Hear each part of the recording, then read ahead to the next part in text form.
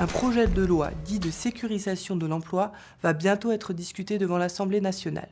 Ce projet de loi est issu d'un accord national interprofessionnel minoritaire. Cet accord devait répondre à la situation suivante. Aujourd'hui en France, plus de 10% de salariés sont au chômage.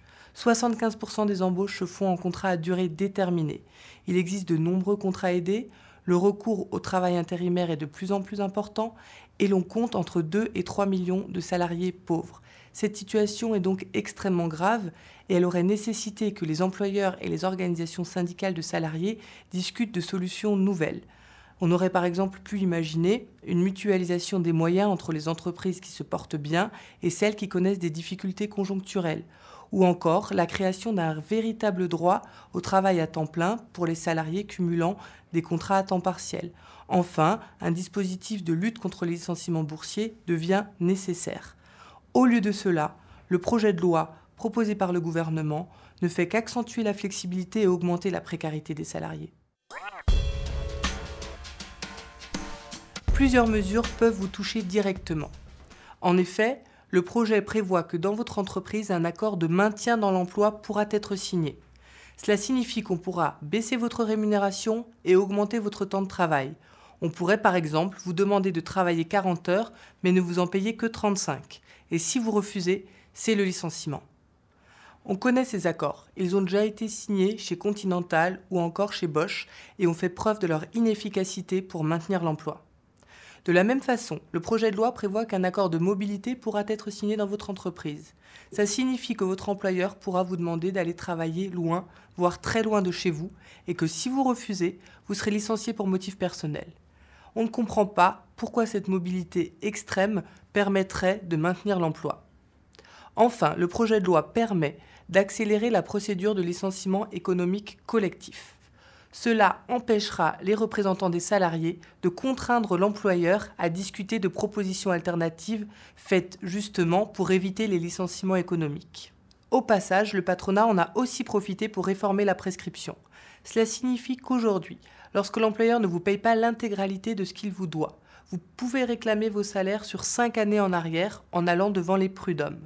Demain, vous ne pourrez plus réclamer que le paiement de vos salaires sur 3 années en arrière. On ne comprend pas bien comment cette impunité nouvelle pour le patronat permettrait de favoriser le maintien dans l'emploi ou encore la relance de la croissance. En contrepartie de ces renoncements, de ces sacrifices, de ce recul du droit du travail, voilà ce que vous promet le projet de loi. Une complémentaire santé pour tous. Ça semble être une bonne idée, mais à y regarder de plus près, les salariés les plus pauvres devront encore et toujours renoncer à ce droit. De la même façon, le projet de loi met en place un droit rechargeable au chômage. Cela signifie que si vous retrouvez rapidement un emploi sans avoir utilisé l'intégralité de vos allocations, vous pouvez les mettre de côté pour les réutiliser plus tard en cas de besoin. Cela étant, le MEDEF a prévenu, il ne versera pas 1 euro de plus pour financer l'assurance chômage. Cela signifie que le niveau d'indemnisation de l'ensemble des demandeurs d'emploi sera en baisse. On ne peut donc pas parler de droits nouveaux. On s'en aperçoit bien vite. Ces contreparties sont en réalité des droits en trompe-l'œil. Et rappelons que, en parallèle, aucun effort n'est demandé aux actionnaires. En résumé, ce projet de loi, c'est plus de flexibilité, c'est des licenciements facilités, alors qu'on sait que cela n'a jamais pu permettre d'empêcher la fermeture d'une entreprise ou de créer de l'emploi. Comme vous venez de le constater, l'accord tel qu'il a été signé par le MEDEF et d'autres syndicats qui devrait être transposé en termes de loi dans les semaines qui viennent au Parlement, a été jugé mauvais par la CGT, mais également par d'autres forces syndicales de ce pays. La grande campagne d'information que nous avons menée démontre que les salariés voient bien que le diable se cache dans les détails et que contrairement à la volonté affirmée par les négociateurs de faire en sorte que l'emploi soit la priorité dans ce pays, notamment pour les jeunes, le texte de loi, au contraire, au-delà des incertitudes qu'il comporte à l'heure qu'il est néfaste pour l'ensemble des salariés. C'est ce qui a conduit la CGT, avec d'autres forces syndicales et sociales de ce pays, à proposer aux salariés une journée d'action qui aura lieu le 5 mars.